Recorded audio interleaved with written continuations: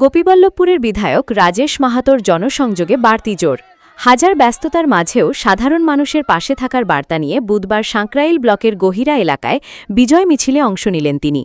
এদিন দিনভর সাঁকরাইলের একাধিক এলাকায় সংবর্ধনা অনুষ্ঠানে যোগ দেন বিধায়ক।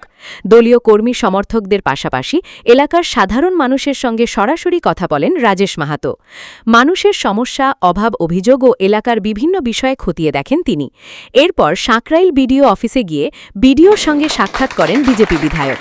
প্রশাসনিক আধিকারিক ও কর্মীদের সঙ্গে বৈঠকে এলাকার উন্নয়নের স্বার্থে একযোগে কাজ করার আহ্বান জানান তিনি। পাশাপাশি সাঁকরাইল এলাকার বিভিন্ন সমস্যা ও সাধারণ মানুষের অসুবিধার বিষয়েও প্রশাসনের সামনে তুলে ধরেন রাজেশ মাহাতো। দ্রুত সমস্যার সমাধানের দিকেও জোর দেওয়ার আবেদন জানান তিনি। বিধায়কের এই সফর ঘিরে ইতিমধ্যেই রাজনৈতিক মহলে শুরু হয়েছে জোর চর্চা। সমর্থকদের দাবি, নির্বাচনের পর থেকেই মানুষের পাশে থেকে উন্নয়নের বার্তা দিচ্ছেন রাজেশ মাহাতো। আগামী দিনে কি হবে, কিভাবে আমরা উন্নয়নটা করতে পারবো, সুস্থ হবে,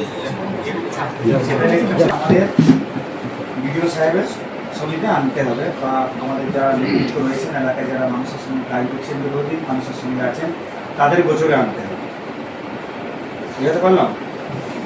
বিডিও সাহেব তার যোজনা বানাবেন, প্রজেক্ট বানাবেন, এস্টিমেট করবেন, কোনটা আগে করার দরকার আছে, কোনটা পরে করলেও চলবে, বিগ বাজেটের কাজ আছে, কোনটা কম বাজেটের কাজ আছে, সেগুলো নির্ধারণ করা হবে। কাজ মানে সব কাজ করা যাবে না, কিন্তু কাজ করতে হবে।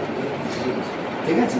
এবারে আমরা নির্বাচিত প্রতিনিধি, জনপ্রতিনিধি, আমাদের এলাকার মানুষকে ভোটের আগে যে প্রতিশ্রুতি আমরা দিয়েছি যে আপনার কাজ করবো, আপনার জন্য এলাকার উন্নয়ন করবো, আপনাদের পরিষেবা দেবো, আপনাদের যে অভাব অভিযোগ আছে সেগুলো মেটাবো, আপনার সমস্যা দূর করবো, এগুলো তো আমাদের কমিটমেন্ট ছিল।